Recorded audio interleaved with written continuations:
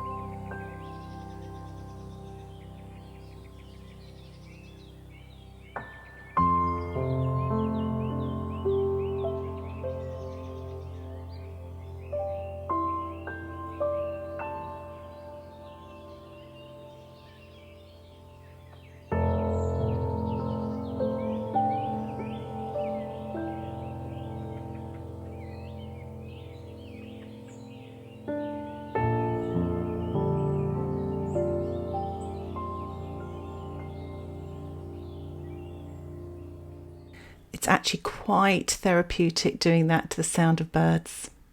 I'm just painting these very small birds in the distance, slightly different to the photograph. I've decided to go a lot smaller, so they are just little, almost kind of V's flattened out, and the ones nearest, coming a little bit nearer, slightly larger, a little bit more V-shaped, curvy V's. Do practice this before you paint it, but again, this is damp into damp. If you're worried about that bleeding too much, you can do the birds in the distance wet on dry. So I'm going to continue here painting the branches damp into damp. And when the shine starts going from the paper, you can stop painting the branches. But I just wanted to add a few more little details here and there. I'm just using some water now and I'm spattering it with my size 4 brush onto the damp surface. The difference here is that the shine has gone, so you can create these little back runs, watermarks, similar to salt. So those of you that don't like using salt, you could do that and it creates quite a nice effect. So I'm spritzing the damp branches now just with water, just to kind of get them to sort of move a bit. You can see that the top one there is getting quite fuzzy looking, and it just creates a nice atmospheric effect. And now I'm painting almost a little bit damp into wet, and what happens there, it kind of bleeds a little bit more than before, and it kind of looks quite atmospheric. So I've got these sort of different sort of branches, some sort of a little bit more, not such a hard edge, but more of a solid sort of soft edge, and some quite fuzzy. And this will create depth in my painting, because when my painting is dry and I paint branches and twigs wet on dry, those will come forward and those fuzzy ones will look like they're behind. Well, hopefully anyway. So I'm just working in this top left hand corner, a little bit further down here, just to add some details, pretty much working damp into wet. Not so much wet into wet because that'll bleed too much. So I'm still controlling the amount of moisture on my brush, but having fun on that wet surface. And I'm actually diluting some of the paint as well to paint paler branches. So again, that they look behind and a little bit off in the distance. And I am spattering now some of the Paynes grey onto the damp surface with sort of a milky consistency. So that'll bleed as well. Just really this sort of more detailed area in the painting, and a touch here and there on the branches as they come into the central part of the picture. And I'm using my plastic card now to lift off some light at the top of the branches. And do this when the paint is damp, not when it's too wet, because what happens is the paint will just run back in on itself. So do practice this technique, but it's fun to do, and it does create some textures as well. So I'm just lifting off here and there to create some lighter branches with a plastic card, which is a store card or a bank card, an old bank card cut up, and just lifting off the paint here and there. And I'm going to allow my painting to dry naturally to allow the salt to work. And as you can see there, the salt has worked quite nicely, as has the spattering of the water as well. So I'm going to start off painting my birds wet on dry with my size 4 brush. I'm starting off with Cobalt Teal, rinsing my brush here. I'm just diluting that, so it's quite an opaque colour. And I want this to be a little bit more watery. So just take your time and use the brush that you feel comfortable with. So, and I quite like the idea of starting off with this lighter colour as well. It's not so scary. We're using a very dark colour, which I will be using now, using the Paynes grey. You can use indigo or black, painting this wet into wet, but leaving little bits of the teal coming through as well. So it's not one flat dark. You've got a little bit of light there as well. Gives a little bit more depth to your painting, but also painting with the lighter colour can make you feel a little bit more brave. So again, painting with the teal here with my size 4 brush, wet on dry, rinsing my brush there and just adding a little bit of water here and there just to water it down so it's not too opaque. Sometimes with opaque colours they can sort of almost cover the light and white of the paper because they're quite creamy, so you just need to dilute them a little bit more. Going in with the Paynes grey here, wet into wet. You can also paint damp into wet or even damp into damp.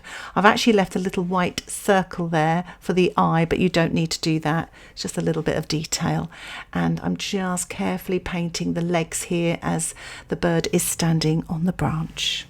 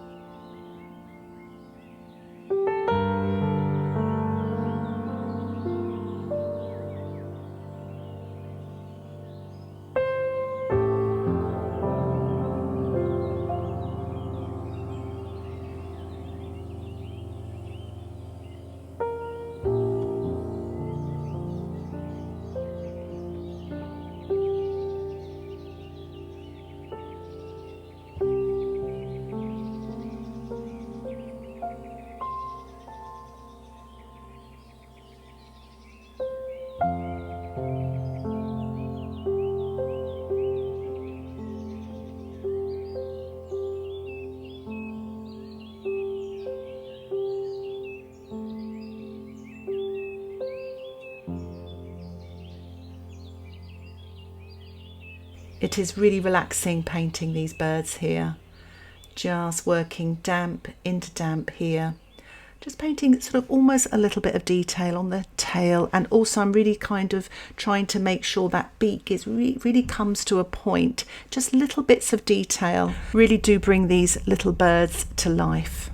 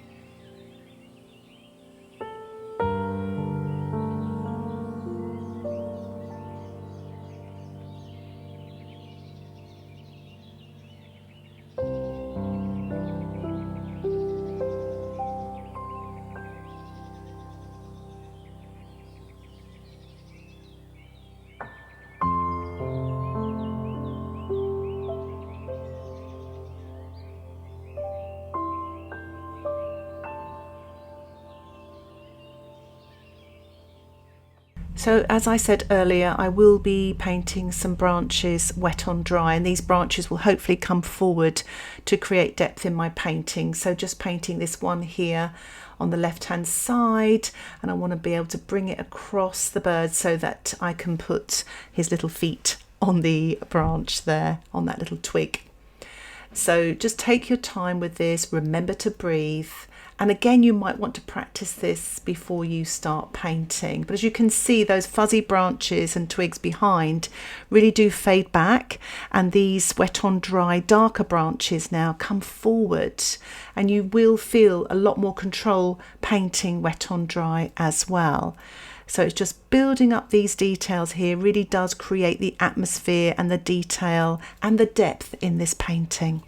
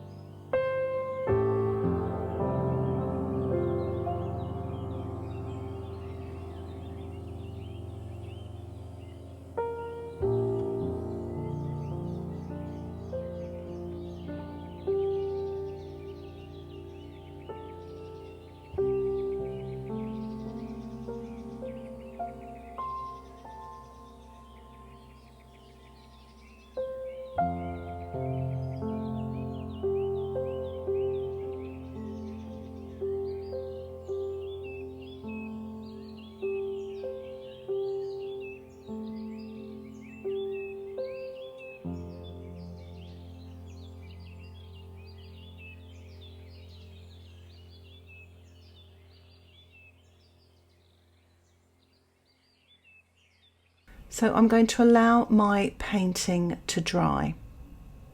What I'm doing now is just adding a few more darks to the birds, just to really pull them away from that lighter background. Still using that size 4 brush, still using the Paynes grey. You can add a little bit of burnt sienna or some Prussian blue to it just to give it a little bit more depth in a way. but it really does bring them to life. And I did forget to paint this bird here. The outline of the pencil sort of faded back, so I'm just painting this in here again using that Cobalt Teal, wet on dry, and then adding the Paynes grey damp into damp.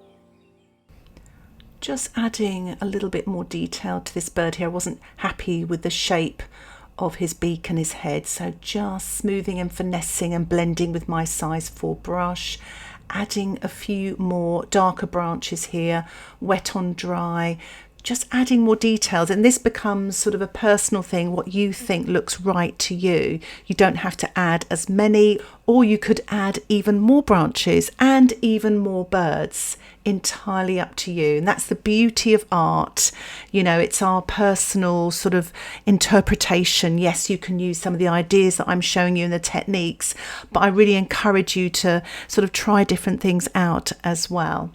So just finessing here, adding a few more little darks and details, a few more little branches here, tidying up a few branches as well. I find sometimes I can be a little bit slapdash when I'm painting, so I usually join branches up as well, just to really sort of tidy them up and make them look a touch more realistic. I think it's a good time now to allow my painting to dry, and before I overwork it, which can happen, I'm using some white gouache here and I'm mixing it with some of the blues, and I'm spattering wet on dry over these birds. Actually, in the distance I felt they were coming forward too much, and I'm using the spattering to kind of lighten them up a little bit so it will sort of cover some of their wings. So I'm just sort of using that technique there. And I'm going to spatter elsewhere in the painting as well. So I'm mixing up here some white gouache. You can use white watercolour or even white acrylic, and I'm spattering here and there on the right hand side over some of the branches. It creates quite a nice atmospheric textured effect. Also, if you have lost your light, it's actually quite a really good sort of useful thing to do. Good tip to do a little bit of spattering. It just gets a bit of sparkle, a bit of light, and has rescued many of painting of mine in the past, and I just love using it. And it also tells me that I'm finishing. I'm spattering, so I know that I have to finish now. I don't like to paint on top of a spatter. So I'm just adding some of the Cobalt Teal here, touch of water, touch of white, and I'm just going to spatter that here and there as well. And I'll finish off with just a white spatter, so just using the white gouache on its own as well over some of these darker branches. Top left here, I'm trying to avoid the birds. I don't want to spatter on the main birds, but a little bit more light on those birds in the distance there, touch more in the foreground here just to finish off. And if you don't like certain spatters, you can lift them off as I'm doing here with a paper towel. So here is my finished painting. I'm really pleased with it. I like just using one colour family, all these different blues with a touch of the Paynes grey. So I really hope you enjoyed this tutorial and that it inspires you to maybe have a go at something similar, maybe using your own colours, some other sort of textured techniques, etc. And I hope you join me in creating your cover as well for your sketchbook. So decide on the size. I'm actually going to do it sort of about A4 size. So this painting will be cut in half, and I'll use the right hand side maybe for the back cover and the left hand side for the front. We'll see. I might change my mind, but you can have several goes at it and do several different sizes as well and see what you come up with. If you have any questions, please put them in the comments section. description. And if you'd like to see more content like this, don't forget to subscribe to my channel where you'll get updates of my latest tutorials, especially my sketchbook bird tutorials. And if you want to see any of my exclusive weekly tutorials, why not think about joining my Patreon membership? Details about the membership can be found in the description below. Thank you so much for watching this bird atmospheric tutorial. Happy painting. Bye for now.